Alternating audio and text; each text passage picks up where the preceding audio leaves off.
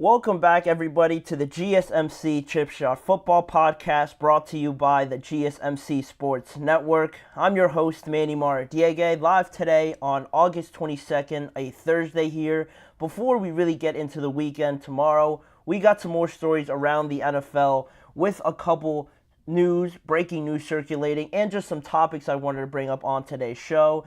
One of the biggest ones, Bo Nix being named the starting quarterback of the Denver Broncos. We're going to be talking about that.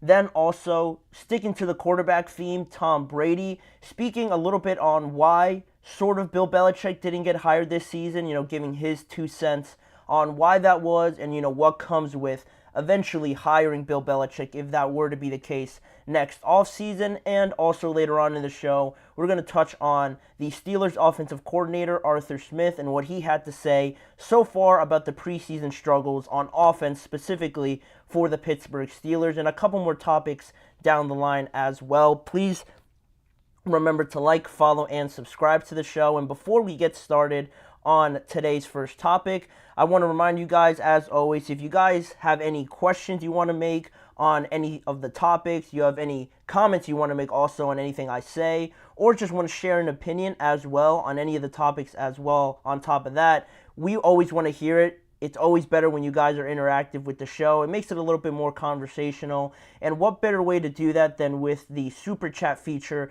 now available to you guys. You could just look at the bottom of the screen and check out the Super Chat feature. Just click the $ at the bottom of the chat box to send in your Super Chat. This guarantees that your message gets on the air, and it's also a fantastic way to support our channel. It's always a fantastic way to support our channel as well, and always we rely on your guys' support to keep bringing you guys the sports content we love to bring you guys, and we always appreciate it anytime you guys are able to do that. So go ahead, let us know what you're thinking, hit the Super Chat button, and let's keep this show as interactive as possible. But also, there is an alternative. You could still use the tip and donations link, gsmcpodcast.net, to tip, donate, and leave a comment or question there if you prefer that way.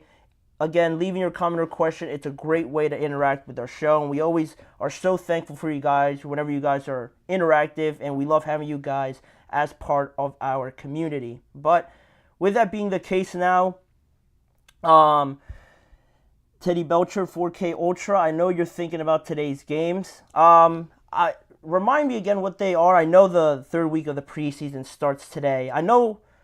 I want to say the Bengals play tonight, and potentially another team.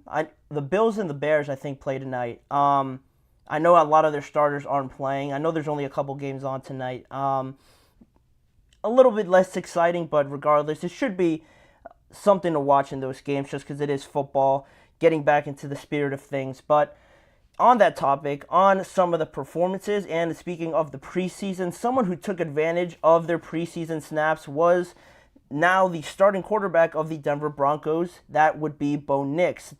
Denver and their head coach Sean Payton announced yesterday in a press conference that rookie quarterback Bo Nix won the starting quarterback job over Zach Wilson and Jarrett Stidham. Selected with the 12th overall selection in this year's draft, Bo Nix was actually the last quarterback selected in the first round. He was the 6th quarterback taken in this year's historic quarterback class, because he now makes it half of that draft class now taken in the first round to be named officially the starters of their team, joining Caleb Williams, Jaden Daniels, and now himself makes it 3 out of the 6 rookie quarterbacks taken to now be named the starters. So it kind of goes off of the segment that I did a day or two ago talking about this rookie class and obviously how historic they are, but a lot of pressure is being put on them, since 2020. I think just comparing it to that draft class, they're right up there, and already we're starting to see, those expectations, pan out a little bit here, with 3 of them already being named the starters. And you look at it, there's a total of 6 taken. It's really now 5 because J.J. McCarthy is obviously out for the entire year. So 3 out of the 5 taken in the first round already is a lot for that ratio, and we could still have one more in Drake May. I feel like that decision will come next week. But also, Colts-Bengals is a tradition in the preseason. Colts save a lot of money, and Pat McAfee blame Mike Brown. Yeah, I mean, I had no idea it was sort of a tradition like that, or the relationship there, the interactions with Pat McAfee and the owner of the Bengals, Mike Brown. But it should be good either way. I doubt again like any starters play, but I haven't really caught up on either of those two teams too much, so I might catch it a little bit later just to see what it's about because I am very much looking forward to the Colts and how they look this year. So I'll probably check it out a little bit later on, but.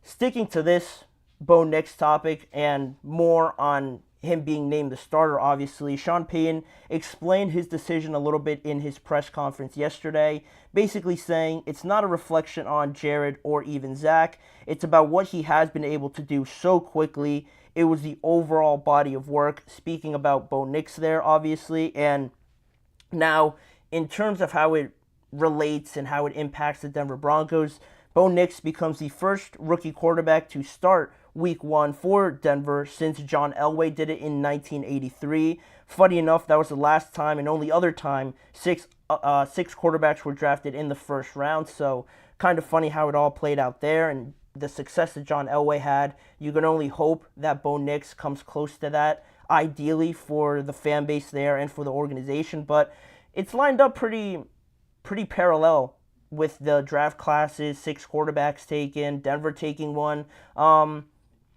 Believe it if you will. It's kind of funny how it played out like that. So that's something else to keep in mind. Bo Nix pretty much has been impressive, like all the other rookies have been in the preseason. All throughout his two games, he's put together 4 scoring drives against the Indianapolis Colts, 2 more scoring drives against the Green Bay Packers, and overall he's gone a total of 23 for 30 for 205 yards and 2 touchdowns in the 2 preseason games he has played in. And, overall, the Broncos and obviously Sean Payton will hope that Bo Nix, like I mentioned, in how it kind of lines up with John Elway and the prosperity that they had with him. Lining it up now with Bo Nix, you can only hope to get that same amount out of Bo Nix, obviously, because, this team has suffered with just very unlucky, very bad performances from the quarterback position for almost 10 years because it was since 2015 that they haven't made the playoffs, and since 2015, their quarterback that year was Peyton Manning, and since that time, they've cycled through 13 different starting quarterbacks. Now Bo Nix becomes the 14th different starting quarterback for them since they had Peyton Manning, so it's almost been exactly 10 years since they made the playoffs, and not to say at this very moment that Bo Nix is going to take him there right away. We obviously have to see how he plays, and not only that, how the rest of the team responds to him, because initially when they did draft Bo Nix, I came on here and said that I thought the rest of the team wasn't really ready to bring in a starting quarterback and expect results right away. But if it's an improvement just over last year, not necessarily making the playoffs, I think the Broncos will be all right with that. In all sincerity, and really how he fits with this team. Sean Payton has been very impressed, like he said, with the overall body of work. And to me, the more and more I looked at Bo Nix, the more he just seemed to be like the perfect, ideal quarterback for Sean Payton. How Sean likes everything to be very, I would say, tidy. Keeping it all according to plan, not making too many or not taking any extra risks when you don't have to, keeping everything in line like a general out there. I think Sean Payton runs a very tight ship in terms of what he wants to see on offense, and I think Bo Nix fits that to a T because the fact that he can decipher defensive coverages pretty quickly. He always seems to make the right read. He's efficient with the ball in all the throws. And a lot of the times, one of the biggest praises that Sean Payton mentioned about Bo Nix early on was that he just doesn't take a lot of unnecessary risks, like I mentioned, and not a lot of unnecessary sacks. He's very smart with the football. He's very intentional with every throw and, just throwing it away if there's nothing there. That line of taking a little bit extra step, testing your limits there, I think Bo Nix, teeters that line to the perfect extent that Sean Payton trusts him enough already as a rookie to be that starting quarterback. And there were those comparisons to Drew Brees a little bit. Sean Payton kind of fanning that fire when he mentioned that both of them didn't really take a lot of sacks, and they were smart with the football. So, the media ran with that, and you can kind of see it a little bit. They almost look, oddly enough, very similar just when you're looking at them. But I would say Bo Nix is a little bit more athletic than what Drew Brees was in his prime. And Bo Nix obviously isn't in his prime. He won't be probably in until a few years. But I can sort of see, similar comparisons to them in a way there that Sean Payton loves and has been very successful with Drew Brees, and how similar Bo Nix can be to an extent. I think this is his guy, obviously, that Sean Payton wanted to bring in here. He was very adamant about drafting him at the 12th overall pick. So now that, this is his hand-picked guy, how everything broke down with Russell Wilson and how just big of a mess that was, now you get the quarterback that you want, ideally that fits your system perfectly. It's great. Not only that you got him in the draft, but now that he's good enough to start, there's a little bit more of an incentive there for Bo Nix and for the Broncos to make sure that this pans out, because, all your chips now are on this rookie ideally, and, a lot went into getting him. You just don't get first-round draft picks that high and still get a quarterback that you want. Bo Nix was the player that Sean Payton wanted. He handpicked them, and this ideally, I don't want to say has to work relatively soon, but you have to see results in probably, I would say, 2 to 3 year window, and make sure that the rest of this team, catches up to speed. And a lot of times, having a good quarterback can mask a lot of those deficiencies you might have elsewhere. And how this goes, the pace of it all should be interesting to keep, track of. The Broncos, again, don't have too many expectations on their shoulders right now, but the fact that this is going as well as it has, it won't be too long before the pressure starts to build a little bit on Bo Nix and on Sean Payton especially, because they're, gambling a lot. They're investing a lot in this rookie, starting him right away. So we'll see how it all pans out. It's great that Bo Nix is getting a chance to start right away. All three of those guys, Jaden, Caleb, and Bo, have arguably been the three best in the preseason, so it shouldn't be too much of a surprise. And now the biggest question remains, are we going to have another rookie starting in Drake May? There's a lot of hype around him, so if I were to be a betting man and wager what it would be, I wouldn't start him, but I wouldn't be surprised if I had to put a bet on it or anything like that. I would say that Drake May would also start. I think there's too much smoke there to not believe it at the end of the day, but that's just me. But that is pretty much it. That was some of the biggest news that broke over the last couple of days on the NFL. Just another rookie earning his spot there on the team. But now we're going to move on to not a rookie quarterback, but one of the more experienced ones, the most successful one in NFL history. Tom Brady talking about his former head coach, Bill Belichick, and touching on the situation that Bill Belichick did not get hired this offseason. He kind of gave a reason why. He just gave his 2 cents on why that could have been. And we're going to dive deeper into that a little bit more, what Tom Brady said, and just my thoughts on where Bill Belichick would be an ideal fit, hopefully in 2025. So stick around. A lot more to come on today's show. We'll be right back. I feel like I'm losing my mind. Is everybody in the world blind? Please, Lord, give me a sign, a sign. I feel like I'm losing my mind. Is everybody in the world blind? Please, Lord, give me a sign, a sign.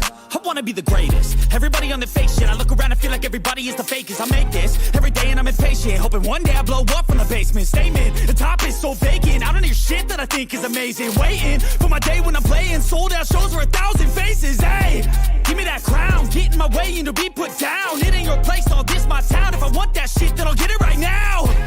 I'm losing it, the noose it fits, some losing shit, a stupid myth. You choose to live or choose to dip, you choose to fight or lose your grip and lose a gift. I feel like I'm losing my mind.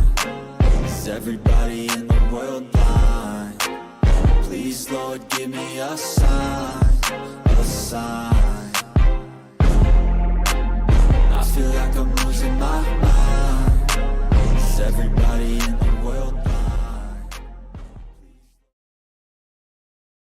Jumping straight back into the action, keeping it on the quarterback theme for this second segment, we're bringing up Tom Brady. Not in any sort of way that he's coming out of retirement or anything like that. It looks like he's pretty happy being part of the media nowadays, and that's where we'll go because it was in one of these media events, you could say, over the weekend with Fanatics Fan Fest that Tom Brady was there along with a bunch of other celebrities and athletes that showed up there, but he actually spoke to Stephen A. Smith on a special edition of the Stephen A. Smith Show, like I said, from Fanatics Fest, and the topic of Tom Brady came up. You know, what were his thoughts on Bill Belichick not being hired? Obviously, that was one of the biggest stories overall during the hiring cycle, right off of the bat once the offseason began. A lot of guys got the jobs pretty quickly, and Bill Belichick, for a lot of reasons, a lot of reports and rumors came out as to why he didn't get the job, but still, we're talking about arguably the greatest coach of all time, in my opinion, and Tom Brady shares the same opinion on that as well. To see him not get a job really and be interviewed and just not considered for the job really left me, and I feel like a lot of people, confused around that. But even though he might not be coaching in the NFL, he's still going to keep very busy during the NFL season, as you guys probably know. He's going to be on the Pat McAfee show, appearing on the Manning Cast. I think he has his own podcast as well coming out throughout the regular season. And I know I'm missing one or two more other things, but he's going to be busy. He's going to keep busy just so he's not thinking about coaching at all yet. But he did make it abundantly clear that he wants to get back into coaching, at least ideally next year if an opening is there that he wants to take. And I think that's to nobody's surprise. It feels like he really wanted to coach. He probably wouldn't have left New England if it was up to him, but New England felt it was time for a change. They moved on from him, and Bill Belichick interviewed with a few teams, the Falcons, and how that all sort of broke down. The Eagles were interested at one point, and I'm sure there's some other teams that I'm just not mentioning. But, nobody ended up hiring arguably the greatest coach of all time, so it was a shock to me. But regardless of that, there was a lot of things that came out, whether you believe them or not. Tom Brady also gave his opinion on, Bill Belichick not being hired, but also his thoughts on potentially why that is. Apart from praising him right off of the bat in his statement, calling him the GOAT, and making sure to emphasize the position of just the level of preparedness that Bill Belichick brought to not only Tom Brady, but to that entire team. He made sure to credit him in his statement, but he later on mentioned in that same statement that a little bit of a reason why, some teams might have been put off by Bill Belichick once he did become available to be hired. Tom Brady said, if I would look at any of these organizations who have any head coach vacancies, Bill Belichick to me is a no-brainer. Now, he's going to come and he's going to be authoritative and he's going to have his own way of doing things, and you got to be okay with that.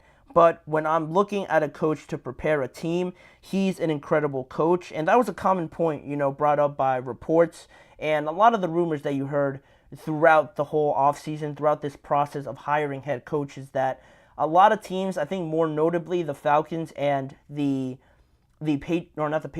Eagles, were two of the ones that, weren't too eager or weren't too, just looking forward to the fact that Bill comes in and he'll want to do things his way right off the bat, and that might make these organizations a little bit uneasy, just because if you don't really know Bill Belichick like that, or really any coach like that, to come in and sort of give him the keys to everything right away, it is a little bit off-putting. It's a little bit uncomfortable. And not to say that if anybody deserves it, it's Bill Belichick, right? At this point in his career, who else would want to come in, demand that, and you'd look at them and think, all right, maybe he has a point to kind of do things his way. But again, when you have organizations like the Eagles and how successful they've been, how everything's built up to a certain way, to have Bill Belichick come in and then maybe shake things up, do things a lot differently, and then you don't know how you're going to respond to that, that's a little bit off-putting, right? So you kind of understand that. And the same thing goes for the Falcons, right? They're starting to bring this thing into molding it into a shape that they're really happy with. You know, how they're bringing in defensive pieces, how they've shaped this offense, bringing in Kirk Cousins and everything like that, drafting Michael Penix as well. Maybe they felt that Bill Belichick wouldn't have agreed to that, so that could have been another reason for him not being there. But I felt like there was a lot of external things, and one of them was, you know, the fact that Bill Belichick will want this control. But I think it got overblown a little bit because there was a period in there where I think everybody saw this opportunity to really jump on Bill Belichick, and I wasn't particularly a fan of seeing it. You know, once the stories came out about him wanting and being this sort of control freak in these interviews, a lot of it came from one of the Patriots documentaries over the course of the offseason, you know, really dumping a lot of their mishaps on Bill Belichick, and, you know, that didn't help. Then you get more people commenting on it, and I think Bill Belichick had a bad rap throughout this hiring process that it was a little bit unfair to me, but no one's going to feel bad for the guy that has 6-7 Super Bowls or something like that. So it is what it is. Now the cycle has moved on, and it is good to at least hear from Bill and say that he wants to keep coaching, and I think he will obviously get one in the near future. But to me, the biggest thing I have to consider now is sort of this timeline with Bill Belichick, right? How much more does he have left, and how much more really does he want to keep doing this, you know, go through the offseason, especially jumping into a whole new environment, whole new team, getting to know the people he's going to be working with day in and day out on a good level where you feel comfortable enough to go out there and compete for championships is going to be an interesting thing. It's going to be an interesting fit on anywhere he decides to go, because you have to look at the timeline and how that fits and lines up with the players, the roster you have at your facilities at your capacity. So that's going to be one of the biggest things. Obviously, if there's any butting heads, if it just doesn't work in some of these organizations, that's going to be another thing to keep an eye on, and how Bill just gets his foot in the door and actually gets the job. But to me, the way I see it and how it all boils down to the timeline and thinking of an ideal fit for Bill Belichick, to me, it has to be with a contending team, right? It has to be with a talented team that's ready to win this year, next year, or at least in the next 3 years, right? Because to me, Bill Belichick doesn't really have another 5 years coaching. I just don't think or see him coaching that long. I don't think he'll be interested in doing it that much more, especially once he's dipped his toe in this media side of things. He's doing a lot already just this offseason as a temporary sort of thing, because he has a career, he has a lane now in media where everyone, you could obviously see, wants his input on a lot of different things. So he's going to have these opportunities there regardless if he wants to come back and coach. But I feel like now, once he goes through this season, he's involved with Pat McAfee, the Manning Cast, his own podcast, and just other things he'll be appearing on. I feel like that's going to influence his timeline and thinking of, you know, maybe I only want to do this for 2 more, 3 more years because I really like this media side of things. It's very beneficial, and it's definitely less stressful, obviously, than being out there and being a head coach. So I think that's going to affect it and kind of affect his decision once he decides to come back, because I feel like he'll want to do it for at least 2 to 3 more years and then really just call it quits. But it has to be with a contending team, like I said.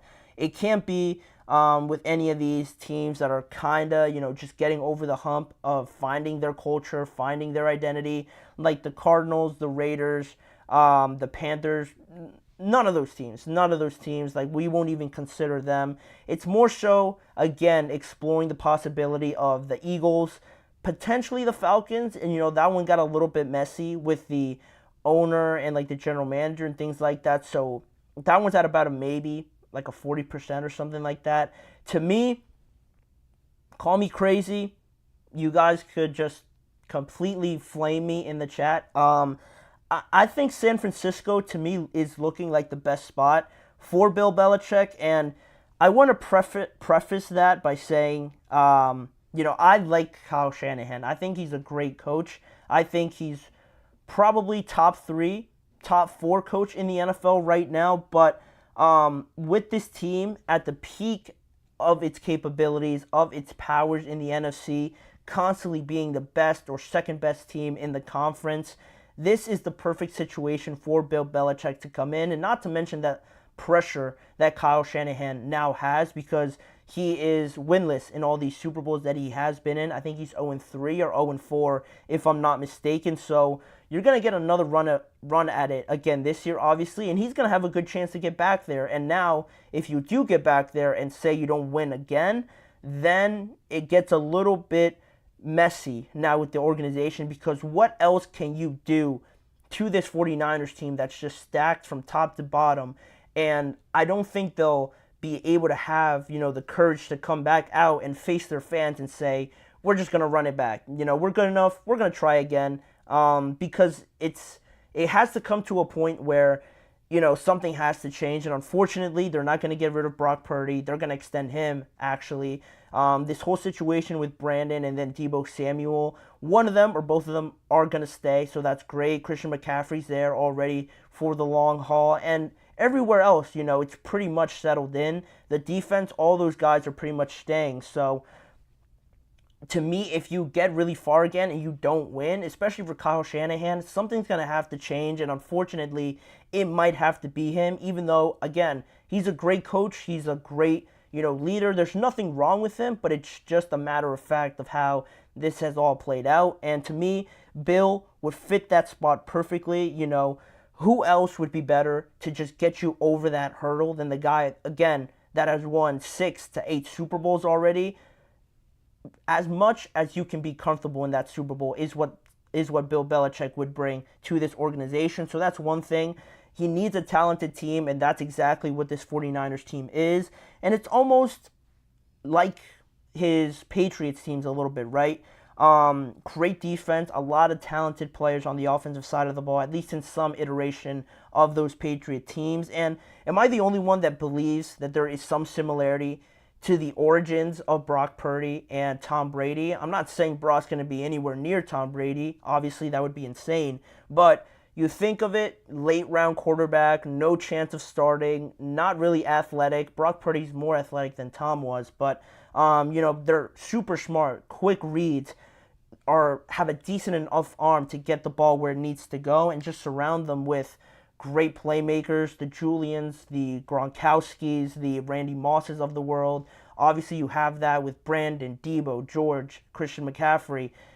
It's a little similar there to me, and it seems like Bill obviously has had success in that setup. And on top of that, the last hurdle you obviously have to get over is beating Patrick Mahomes. And one of the only people in the league on this earth to have beaten Patrick Mahomes has been Bill Belichick with Tom Brady. So, all those things, if they line up as they do, again, we're not here fanning for Kyle Shanahan to get fired, but if it unfortunately does come to that, why wouldn't you test the waters with Bill Belichick, a serial winner, and, keep this train going, bring in a guy that's experienced, again, arguably the GOAT in coaching, to finally get this team a trophy that they deserve, because they're too good to not win a Super Bowl with this core group of players. And Bill Belichick, maybe in the far-off future, in an alternate reality, he could be the coach. I don't think that's too crazy to say, but let me know how you guys are feeling about that. Any 49ers fans' opinions on that as well. I'd love to know what you guys are thinking on my opinion on Bill Belichick. But that'll be it for that segment. We have a couple more to get to on today's show, talking about Arthur Smith and his comments that he made on the preseason that hasn't been going very well for the Pittsburgh Steelers. He talks about their offensive struggles and also the two quarterbacks over the last 2 preseason games. So we're going to get to that once we return from this quick break. Looking for your daily fix of sports talk without having to pay for it? GSMC Sports Network is available on YouTube. Just search GSMC Sports Network. Get your fix of daily sports talk shows on YouTube, absolutely free. NFL, college football, NBA, MLB, MMA, UFC, fantasy football, and so much more. GSMC Sports Network has shows running all day long, with new sports shows starting every 2 hours. Just like on your favorite cable sports channel, except GSMC Sports Network is absolutely free. Just search GSMC Sports Network on YouTube to catch one of your new favorite shows, like the GSMC College Football Podcast, Chip Shot Football Podcast, Hoops and Heels Women's Sports Podcast, GSMC Basketball Podcast, and so many more. Check it out for yourself GSMC Sports Network, now available on YouTube absolutely free. Search GSMC Sports Network on YouTube right now.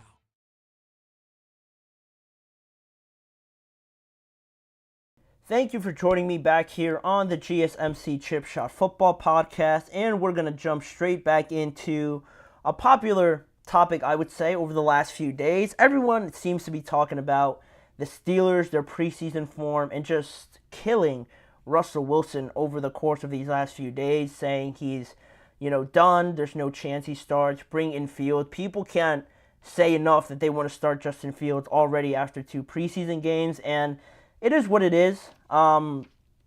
It's the preseason, and that's where we're going to start with Arthur Smith, because I feel like he had the same approach to how I'm feeling, and I'm going to get more into my opinion after we talk a little bit here about Arthur Smith, because he spoke with the members of the media on Tuesday to give some feedback on the preseason Week 2 loss to the Buffalo Bills. Obviously, it's not great when, in any circumstance, really, when your team puts up 3 points, and if you're the offensive coordinator, coming in to this situation with the Steelers coming off of the bat of Matt Canada, already a struggling offense, you're supposed to come in here and, fix that. People want to see the results right away, and it's not been trending that way, so to say, for the Steelers so far through training camp and the preseason as well. But I think through the negatives, to me, Arthur Smith has kind of been keeping the right perspective when he's talking about this, because in his statement, I actually have it for you guys as well. In his statement just on the preseason and how it's been going so far, he said, "The preseason can distort reality, good or bad. We've all seen it. That's not making excuses. That's not our standard. That's not acceptable. But at the same time, would rather go through that now than have that happen week 1. We've got to get out of our own way." And he mentioned it before, or we've talked about it before, but before I get to that point, just on this actual statement, it's pretty much just how I feel, and I feel like most people would have this same opinion, but the fact that I feel like it has to do a lot with Russell Wilson, it's kind of weird. I feel like not a lot of people are fans of Russell Wilson, so seeing how he performed, a lot of people want to put it on him, and yeah, he didn't look great, but a lot of it had to do with the offensive line, and just like Arthur Smith said, getting out of their own way. The offensive line wasn't great. I'm sure there was other things. I watched the game to some extent, but I can't just pinpoint. I'm sure there was penalties. I'm sure there was a lot of sloppy play. But the offense just never really got going right off the bat. Russell got, I think, sacked his first 3 drives, or just went 3 and out his first 3 drives as well. So you're stuttering. You're really struggling right off the bat, and it doesn't look great, obviously, with Russell penciled in to be the starting quarterback. But everyone's got to relax a little bit with the preseason. It's hit or miss, and it sways, I think, to very different spectrums of, just this expectation bar that we have a lot of the times, because we want to talk about, or I want to talk about the preseason, and sometimes when you have so much success in it, it's great. Once the preseason starts, you have a new offense, new quarterback, a whole new year starting. And in the preseason, if you're killing it, everyone thinks it's great. It's euphoric. Everyone's thinking that once the season starts, this is just going to play out exactly how we're seeing it. Let's have the regular season start right now. But that's exactly what happened last year. If Steelers fans or anybody wants to just go back to last year, you had Kenny Pickett, you had Matt Canada in, and Pittsburgh's starting offense, in those limited amount of reps that they got in the preseason, they scored on each of their 5 possessions. They scored touchdowns on each of the 5 times that the starting offense was out there, and, that's great. Everybody thought that this is awesome. Matt Canada finally got it together. Kenny Pickett, finally, in this year, he's going to take the Steelers to where they want to be. But you get to the regular season, they get smacked by the 49ers the first week. Then the second week, ugly win against the Cleveland Browns, and it just goes on in that same way.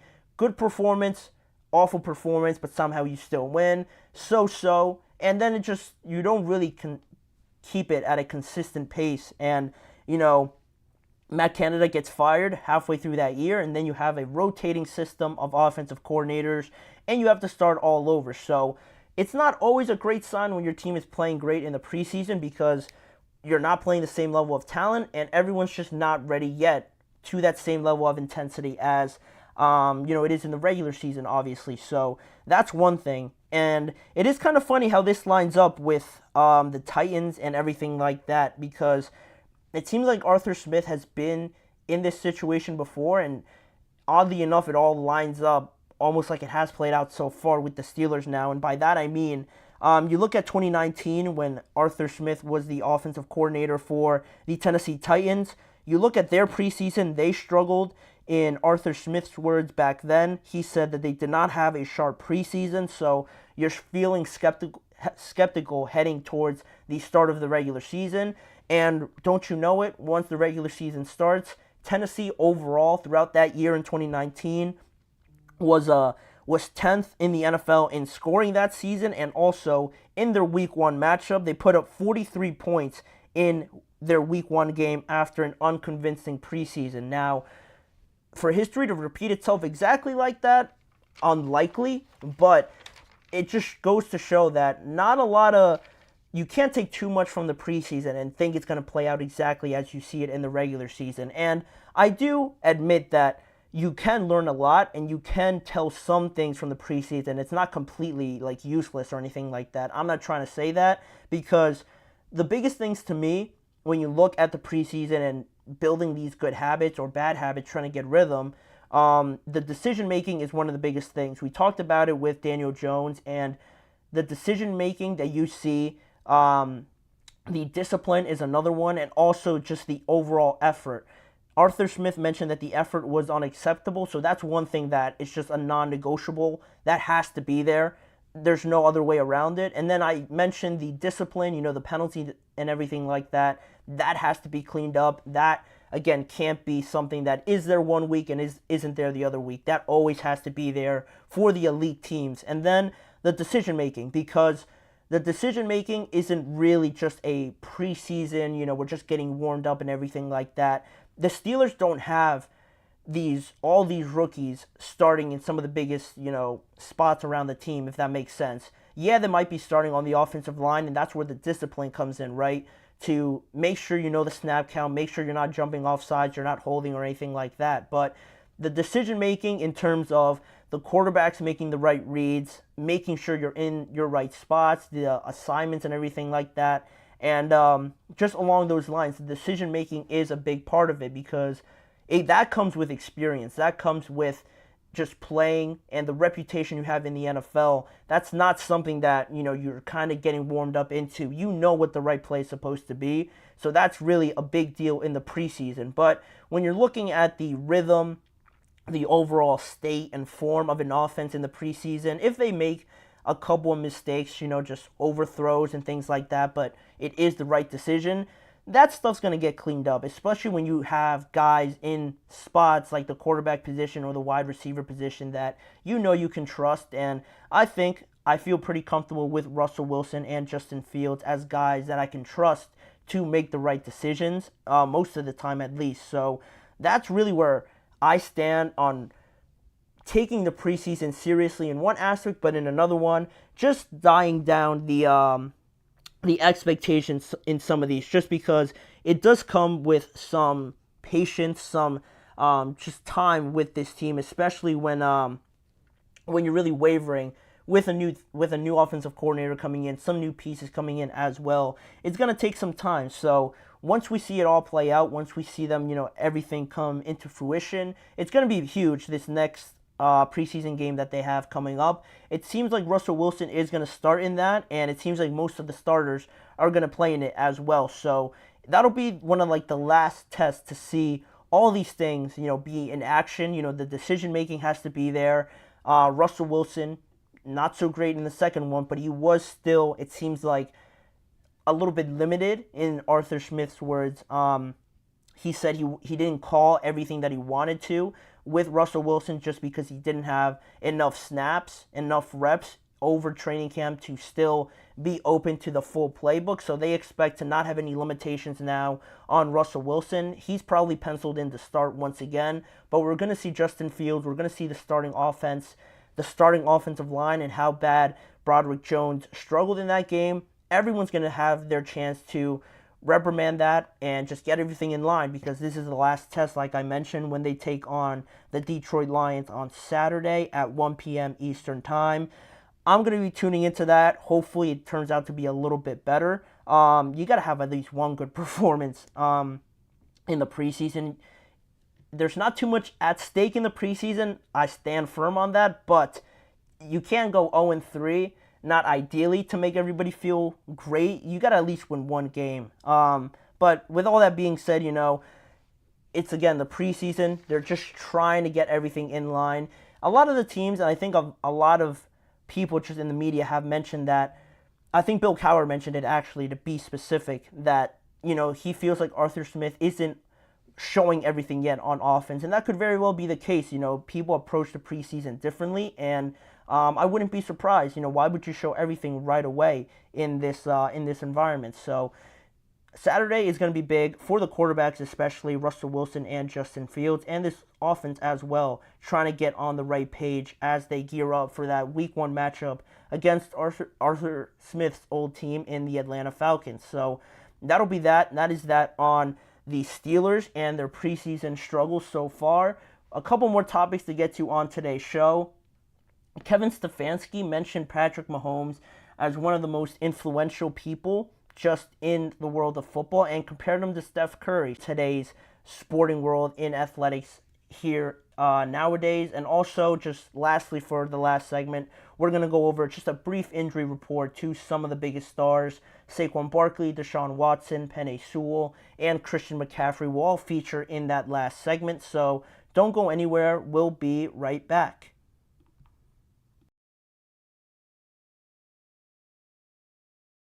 For the best and latest podcasts available anywhere, go to the podcast app on your cell phone and type in GSMC to access free content-rich podcasts on health and wellness, book reviews, sports, entertainment, relationships, social media, movies, technology, finance, and even weird news. Subscribe and download the GSMC Podcast Network's family of shows, available everywhere podcasts are found.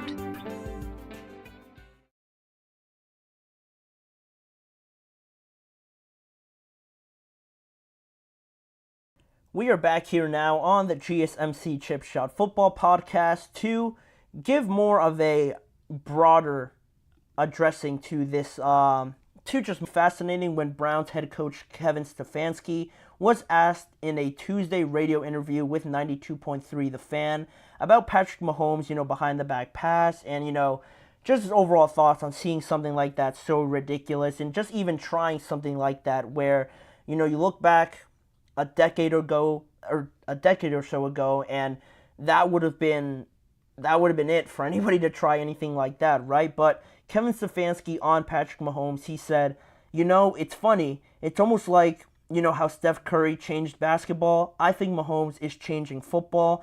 You watch quarterbacks come out and play that style. They comport themselves like him. So I would not be surprised if you started seeing that around, certainly our league. You're going to see kids in high school trying it as well. And, that sparked just my thinking, my overall approach to this topic that I wanted to bring, and just thinking about not just Patrick Mahomes, but highlighting some of the other very influential, very generational type of athletes that we are very much blessed with seeing day in and day out on, TV nowadays, and just every sport. It seems like, we have the chance to see these generational type of athletes, and I wanted to just share it on today's segment and kind of give them their flowers a little bit here and just talk about their influence in today's sporting world. And we were going to get through it. We're going to cycle through some of these pictures here and also talking about Patrick Mahomes and the NFL first and foremost, just because, Patrick Mahomes, it goes without saying, the unorthodox style, the dominance on in just the league overall, the accolades, personal accolades, and all the Super Bowls that he's won already, and just tugging that line between what's acceptable, how much of it is just talent, and just how much of it does he actually practice and things like that. I think that's a huge part of it, continuing that dominance and shaping what the quarterback position is nowadays, especially how he plays it, fearless, tugging that line like I mentioned before. It seems like coaches are now allowing it a bit more and allowing players to be a little bit more creative, which is a great thing. And speaking on creativity, you guys just saw him on the screen. Lamar Jackson is one of the most unbelievable, talented guys that you see from the quarterback spot, just because he is so unique and unusual to that spot and that position. To see a guy be able to run like that, you have a lot of attention to just the running style of the quarterback, and obviously he's gotten better as a passer, but also he's changing the view on the quarterback position. Teams now are more accepting of having a quarterback like that on their team. They're more, just willing to build their team around that and have a quarterback like Lamar Jackson, command that offense and how electrifying he is, game-changing. He's changing how defenses shape their entire game plan just around him, not just passing it, obviously, but running it and adding a whole nother dimension to their game plan is something that not a lot of people before him or even currently in the NFL say that they have that effect on their overall league. So those two are the biggest ones, in my opinion, in the NFL. And then you look at basketball, just like you see on your screen, starting with Steph Curry, because that's who Kevin Stefanski mentioned. He has shaped this entire revolution, right? The three-point revolution.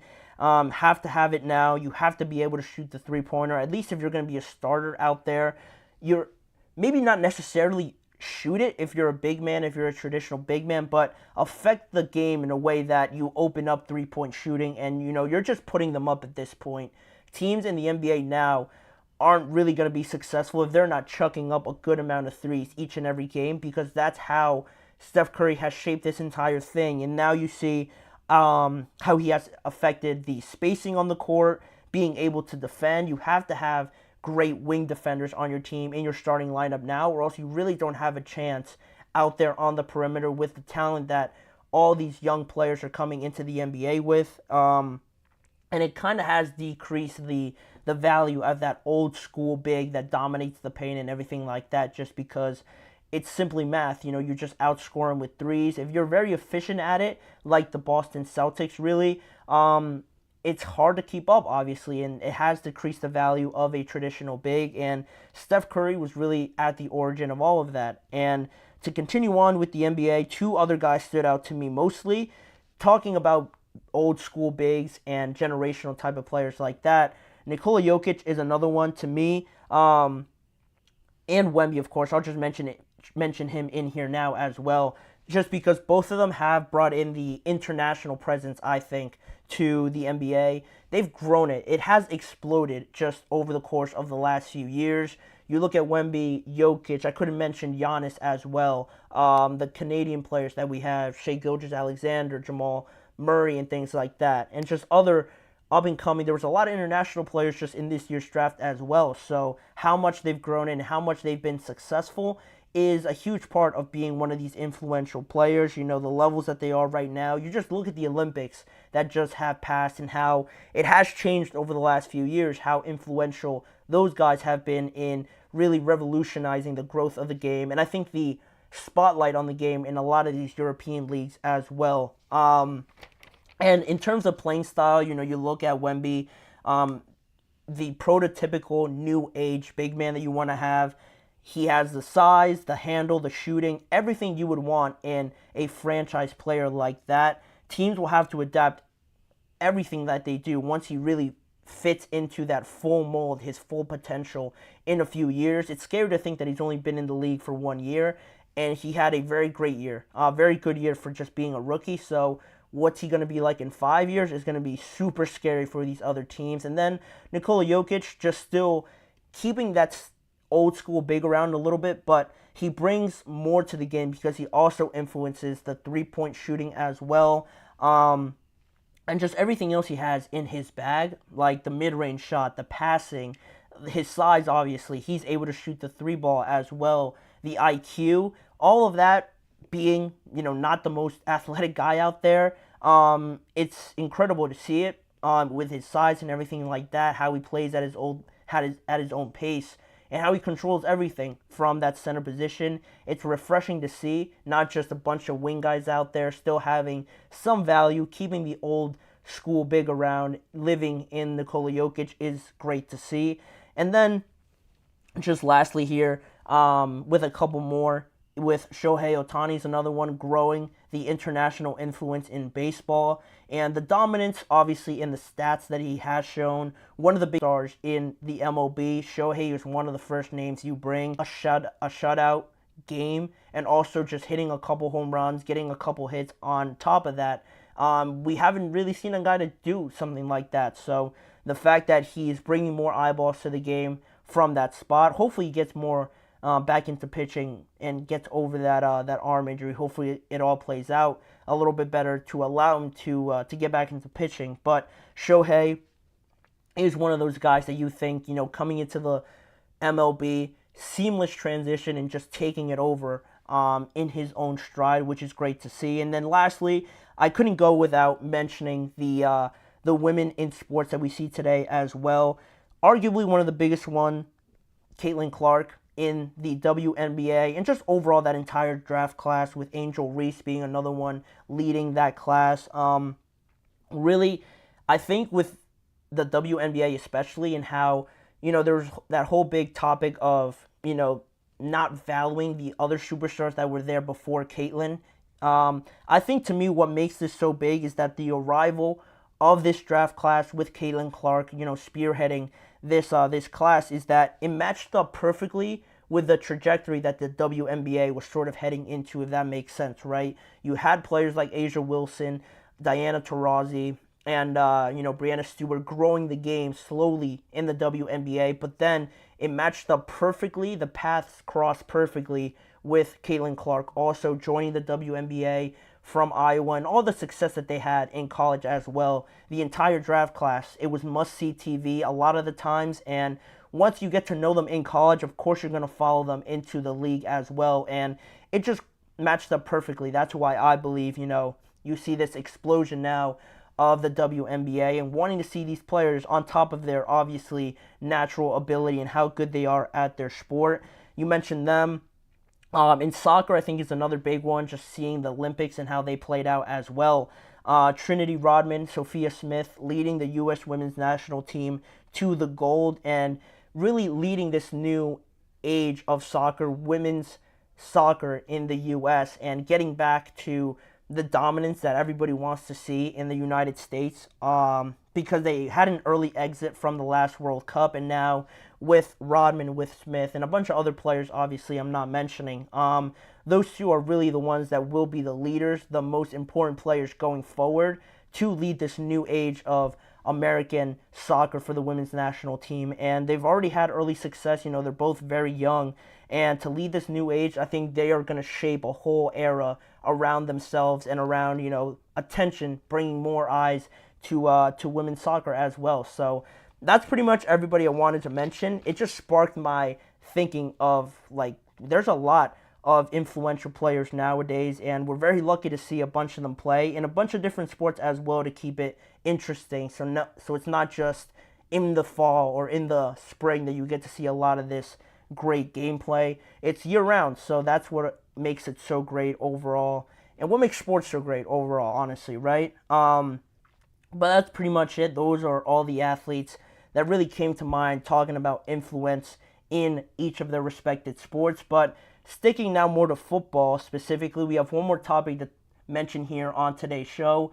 A quick injury update on Saquon Barkley, Deshaun Watson, and a couple other superstars before we close out today's show. That is coming up right after this break.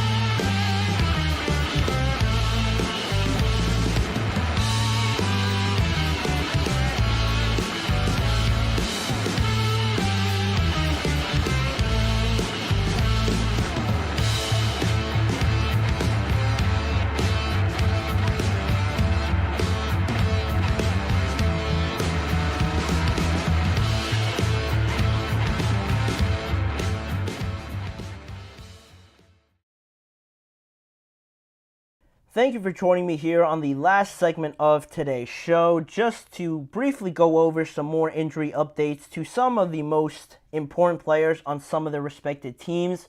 There has been a couple knocks, a couple of just mishaps in training camp and in practice, and how it could be influential going forward for a lot of these players, obviously, because we are going to be talking about Saquon, Deshaun Watson, Penei Sewell, and Christian McCaffrey, and giving an update on how they're doing with each of their injuries that they have sort of picked up here over the last few days. Starting with the Lions tackle Penei Sewell, obviously one of the best in the NFL at his position, and one of the more significant players in terms of allowing the Lions to play the way that they want to play, right? He is one of the leaders, one of the prominent figures of their offense, because their offensive line is great, but once you take him away, their offensive line obviously gets lessened, and they're not able to run the ball as much as they want to, and they're not able to have as much time passing it, obviously, right, because of the loss of Penei Sewell. But it was a little bit scary when he exited Wednesday's practice early, and he was being evaluated initially for a foot injury, it seemed like, but examiners, went through it a little bit more. He left practice. He walked gingerly back to the facility before today. There was further reports that it wasn't quite such a foot injury, but rather an ankle injury, but everybody feels that Penei Sewell has escaped serious injury and that he won't be out for too long. There's no question about whether he's going to play the first week. It wasn't that severe. He should be out there in their week 1 matchup against the Los Angeles Rams. So they sort of missed the bullet there, but it was going to be a huge blow. And obviously with them having to deal with other injuries to like Jahmyr Gibbs, Terrion Arnold, Rakestraw as well, 2 defensive backs, dealing with injuries. It was going to be huge if on top of that you lost Penei Sewell, but it should be all good. It doesn't seem to be too serious. The Lions tackle Penei Sewell should be good to go by week 1. And then moving on to one of the bigger ones, obviously being Deshaun Watson. He just got cleared for full contact no more than 2.5 weeks ago. So that's obviously great for the Cleveland Browns, because we've been on here talking about the pressure, just the expectations with this team, obviously, right? Because you have Deshaun Watson. He is going to be that quarterback, and a lot of their success is going to be on him, right? Obviously, with how he performs and just how he influences, because he's been here for 2 years. But on top of it all, the performances just haven't been there, and it's odd because they made it to the playoffs, but that was off of the back of Joe Flacco, who just came in off of his couch and brought this team to their full potential and how great they can be. So Deshaun obviously wants to be that quarterback. The Browns need him to be, with the money that they ended up giving him. A lot of guaranteed money, the most guaranteed money ever for a contract for a quarterback in NFL history. But he is still having a little bit of difficulty, it seems, with that shoulder. That's what kept him out of a lot of the games last year, and it had to do with the game planning around the preseason now this year, because he was expected to play some of the Cleveland Browns' final preseason game, but he was held out of practice yesterday because of that sore shoulder, and it sort of complicates his status going forward, because now that he is feeling a little soreness, obviously a major injury, so you don't want to rush him back by any means. I'm almost certain he practiced today, so that's a good sign, but his status for week 3 will be interesting, because now you're dealing with a good amount of factors, right? Because if you don't play him, it's probably the best decision, because you don't want to injure him, you don't want to hurt him at all throughout the preseason, and now you're wondering if he's going to be there for the start of the year. That's the last thing you want, right? But if you don't play him, he's obviously going to make it to the regular season, but do you want his first hit to be in a regular season game where he hasn't been touched for however many months it has been since he hasn't played, and the first hit he's going to take officially, it's going to be in a regular season game where they play the Dallas Cowboys? Could you imagine how your heart would drop if Micah Parsons sacked him and he just struggled with that shoulder? That's the worst case scenario, obviously, in that sense. So there's a lot of things, a lot of factors you have to deal with here, and it's going to be interesting how they deal with it going forward. I'll honestly be pretty surprised if they decide to play Deshaun Watson over the weekend, but I'll understand either decision, whether or not they decide to do that or not. But it seems like no one knows when or how quickly he'll be 100%. He is practicing, but how much confidence do the coaches, do the trainers have that Deshaun, this isn't just going to pop up yet again, right? Because obviously the amount of throws that a quarterback makes in a season and just how it is to his throwing shoulder, I'm almost certain that it is. It could pop up yet again, or if he takes a wrong hit, could he be injured again?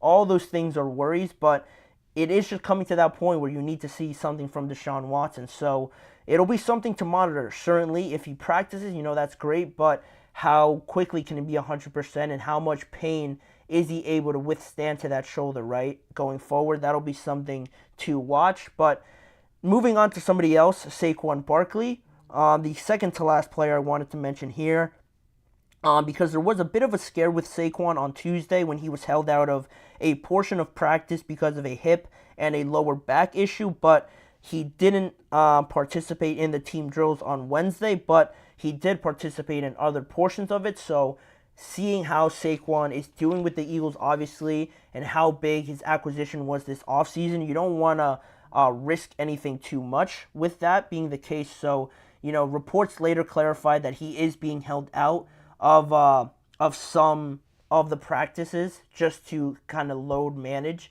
him, for a lack of better terms. So it's not really because so much of the injury and that he is dealing with that. It's more so that the Eagles are being overly protective of him, right? Because this offense is loaded. This offense is just, it was funny seeing Jahan Dotson. He posted something to Twitter, I think in March, and it was a lineup of all the Eagles players, Saquon, Jalen, A.J. Brown, Devontae Smith, and Dallas Goedert, and he said, the caption was, whose Madden Ultimate Team is this, right? And Saquon's obviously going to be a big part of that. While they're already stacked, Saquon is a huge portion of it. Don't get that twisted or anything like that. He's going to be a big portion of it, and it's funny also that Jahan Dotson ended up being traded there, so all those players, while they might seem overloaded, they all have a specific role to play, and they're all going to be huge going into this season as well. But Saquon, nothing really to worry about there in terms of injuries, just because he should be fine. They're just really monitoring how much they want to deploy him out there in practices and in the preseason as well. But sticking with the running backs, the last player just to mention on today's show is Christian McCaffrey, because he has been continuing to work through his calf strain that he suffered a few weeks ago now. And Kyle Shanahan said that a couple weeks ago that he should be fine for week 1 as well. But for right now, they asked him for any updates on him, and he said that Christian McCaffrey has pretty much been obsessed with, getting back, rehabbing, and everything like that. He's not going to play in their final preseason game, along with a lot of the other starters that should be out there, like Brock Purdy. I'm sure Kittle will be out there. Debo probably will be as well. He's not going to be in that group, obviously, but the biggest thing with McCaffrey is just getting him healthy for the start of the regular season, especially because that calf strain was something that was bothering him towards the end of last year. And, he played in the postseason and everything like that. He played in the Super Bowl, but you don't want this to just be a consistent thing that you have to worry about. So making sure you're overly protective, making sure he's out there for the start of the regular season will be huge. He believes that Christian McCaffrey will be able to come back pretty fast from this, just the way that he is rehabbing from it. So, you're fortunate to have that last game of the regular season be on that Monday, giving you a little bit extra time to get Christian McCaffrey healthy, which should be, again, nothing to really worry about at the end of the day, but, he hasn't been practicing, dealing with that.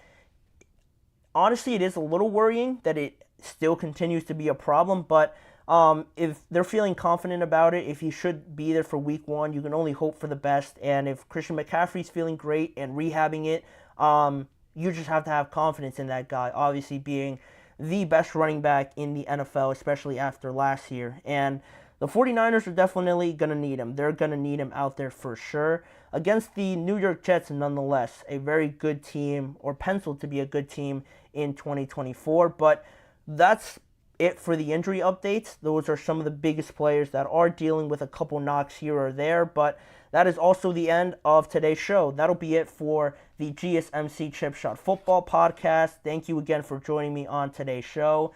Please remember to like, follow, and subscribe, as well as following the network on all forms of social media.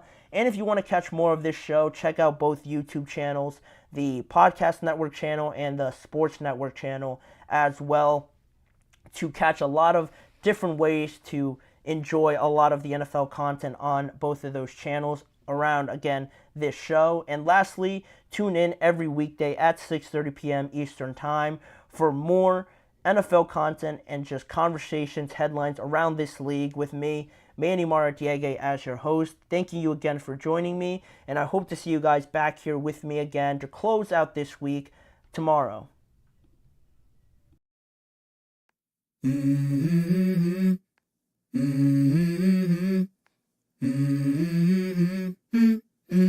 Let's go.